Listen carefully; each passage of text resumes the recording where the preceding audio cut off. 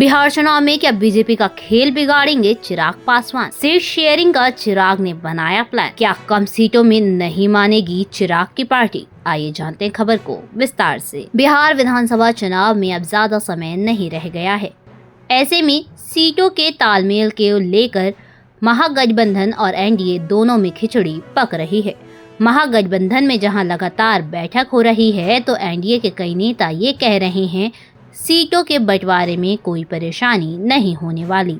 लोकसभा की तरह विधानसभा में भी हम लोग मिलकर बैठकर तय कर लेंगे। हालांकि क्या ये इतना आसान है, ये समझने वाली बात है। ये अलग बात है कि गठबंधन में सभी दलों को ज़्यादा से ज़्यादा सीट की चाहत होती है, लेकिन एनडीए में जो फॉर्मूला बीजेपी और जेडीयू बनाने की फिराक में है, क्या उस पर चिराग पासवान और मांझी सहमत होंगे? ये बड़ा सवाल उठने लगा है।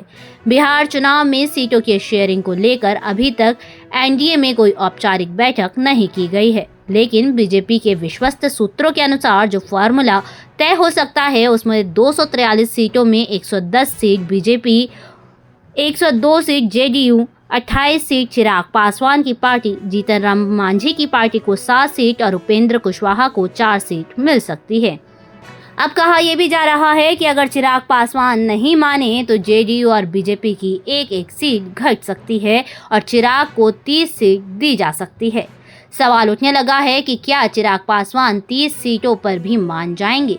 लोक जनशक्ति पार्टी रामविलास के एक बड़े नेता ने नाम न छापने की शर्त पर कहा कि पार्टी की ओर से ये तय हो चुका है कि एनडीए की बैठक होगी तो उसमें पार्टी 70 सीट की डिमांड करेगी और लिस्ट देगी। नेता ने बताया कि एलजेपी हर हाल में 40 सीट लेने का दबाव बनाएगी, लेकिन अगर 40 सीट पर बात नहीं बनी तो कम से कम 35 सीट तो आवश्यक पार्टी ले ही लेगी।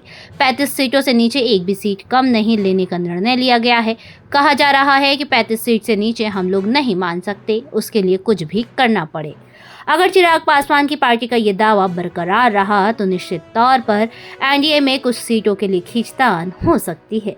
बीजेपी और जेडीयू को कहीं ना कहीं 100 सीट से नीचे आना पड़ सकता है, तभी एनडीए मजबूत रह सकती है, क्योंकि मांझी की पार्टी भी 15 से 20 सीटों की मांग कर रही है। लेकिन चिराग को अगर 35 मिलती हैं तो उस फॉर्मूले से मांझी को 7 सीट दी जा सकती है। पिछली बार साल 2020 में भी जीतन राम मांझी को जेडीयू के खाते से 60 सीट दी गई थी, जिसमें उन्होंने 4 सीट पर जीत पाई थी। अब गणित देखी जाए तो 35 सीट चिराग पासवान, जीतन राम मांझी की 7 सीटें और उपेंद्र कुशवाहा को 4 सीट दी जाएगी, तो कुल सीट की संख्या 46 हो सकती है।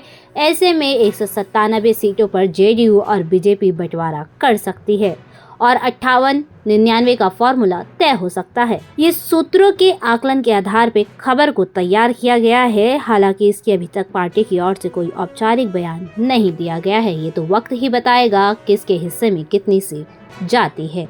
धन्यवाद।